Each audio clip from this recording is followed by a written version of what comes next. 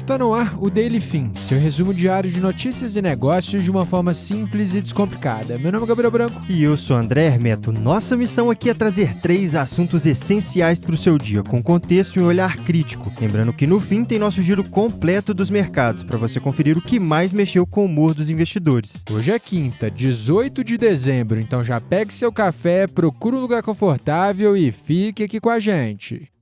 Entre os destaques desse episódio na seção Empresas, Warner Bros. Rejeita oferta de compra de 108 bilhões de dólares da Paramount. Em mundo, o consumo mundial de carvão vai bater novo recorde em 2025. Já no Brasil, o Senado aprova a PL da dosimetria, o projeto de lei que beneficia Bolsonaro. E antes da gente começar o podcast de hoje, um agradecimento ao patrocinador desse episódio, a GlobalX. Se você está por dentro aqui do nosso noticiário, com certeza já ouviu a gente falar sobre inteligência artificial e energia nuclear por aqui. E se toda vez que você escuta isso, você se pergunta como investir nessas tendências que estão crescendo no mundo todo, a resposta está nos ETFs da GlobalX. Caso você não conheça, os ETFs são fundos negociados em bolsa que te permitem investir em vários ativos de uma só vez. E a partir de amanhã, dia 19 de dezembro, vários dos ETFs da GlobalX vão ter passado por um split na Bolsa Brasileira. Traduzindo o economês aqui, o split é um processo que aumenta o número de cotas do fundo e reduz o preço de cada uma dessas cotas, mantendo o patrimônio total intacto, mas melhorando a acessibilidade e a liquidez para o investidor montar sua carteira. Ou seja, se investir em grandes tendências globais já era mais simples com ETFs, agora fica cada vez mais acessível. E se você ficou curioso sobre quais ETFs da GlobalX podem fazer sentido para sua carteira em 2026, a gente deixou um link na descrição desse episódio para você dar aquela conferida. Excelente, Branco. Mas agora, voltando para nossa programação, bora para a primeira notícia.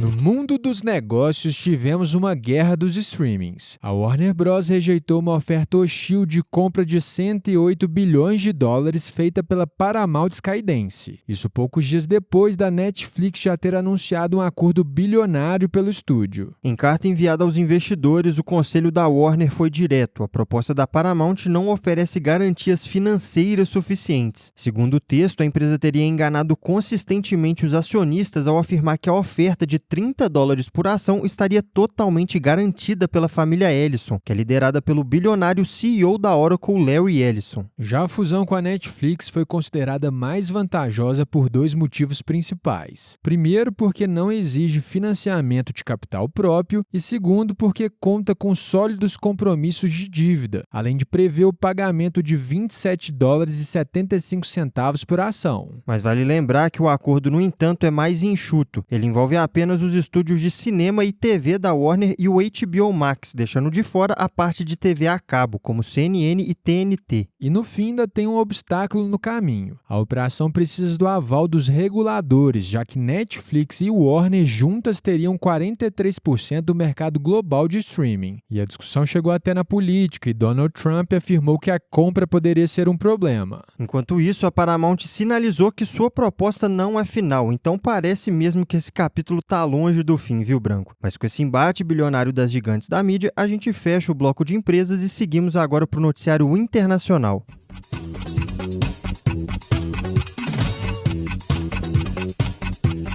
Agora no bloco internacional, o consumo mundial de carvão deve bater um novo recorde em 2025, mesmo com o avanço das energias renováveis. Segundo a Agência Internacional de Energia, o consumo global do combustível fóssil deve crescer 0,5%, chegando a 8,85 bilhões de toneladas e marcando um recorde histórico. Esse dado chama ainda mais atenção porque o carvão é a maior fonte de emissões de CO2 de origem humana. Sozinho, ele responde por mais de 30% de todo o carbono emitido desde a Revolução Industrial. Mas então por que esse consumo ainda cresce? Por décadas, esse avanço foi puxado principalmente por China e Índia, países que juntos concentram 35% da população mundial. Só que agora o movimento mudou. A China, por exemplo, já tem instalado mais capacidade solar e eólica do que todos os outros países do mundo somados. Mas enquanto isso, nos Estados Unidos, o cenário é outro. O país deve registrar um salto de 8% no consumo de carvão bilhão em 2025. O movimento ganhou força depois que Trump assinou em abril decretos para estimular a exploração de carvão. O foco aqui está nas crescentes demandas da inteligência artificial, que exigem cada vez mais energia. Agora, olhando o copo meio cheio, apesar desses recordes, a participação do carvão na geração global de eletricidade vem caindo. Ela saiu de 41% em 2013 para 34% em 2025, o menor nível da história. E tem mais um dado importante, Branco. No primeiro semestre desse ano, as energias renováveis ultrapassaram o carvão pela primeira vez, se tornando a principal fonte de eletricidade do mundo, marcando 34,3% contra 33,1%. Ou seja, o carvão ainda pesa no consumo global, mas a transição energética começa aos poucos a ganhar espaço. Mas com esse panorama completo do cenário internacional, a gente segue agora para o noticiário do Brasil.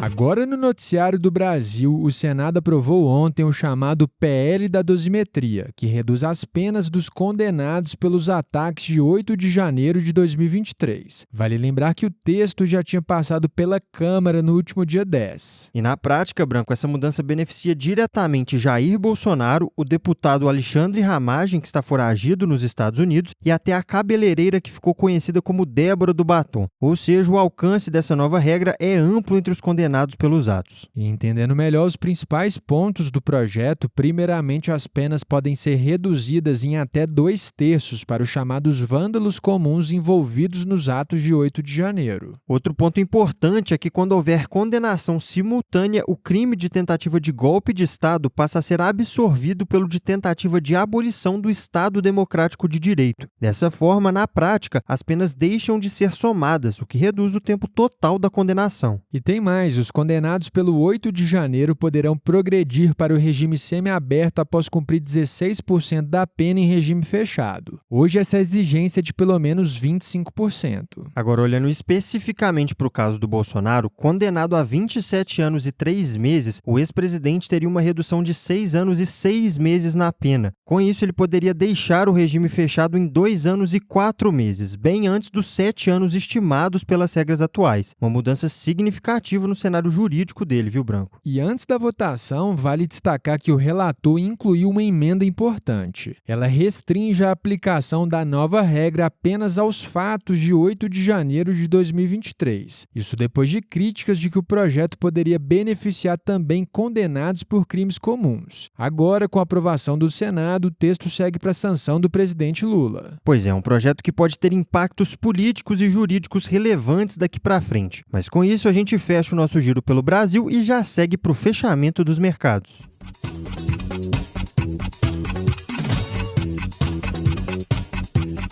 No fechamento dos mercados do Delifim, o dia foi pesado para o setor de tecnologia, especialmente para a Oracle. O mau humor aumentou depois que uma reportagem revelou que o projeto de data center de 10 bilhões de dólares da empresa em Michigan perdeu o apoio financeiro da Blue Owl Capital, uma gestora de private equity. Com isso, as ações da Oracle caíram 5,40% nessa quarta, e desde o pico registrado em 10 de setembro, o papel já acumula queda de mais de 45%. E esse clima negativo acabou contaminando outras gigantes do setor. A Nvidia, por exemplo, recuou 3,81% no pregão. Mas nem tudo foi queda por lá, não. Ainda nos Estados Unidos, as ações da Udemy dispararam 12,66% após o anúncio de fusão com a rival Coursera. O acordo foi avaliado em cerca de 2,5 bilhões de dólares, animando bastante os investidores do setor de educação online. Falando agora dos índices, o S&P 500 recuou 1,16%, enquanto o Nasdaq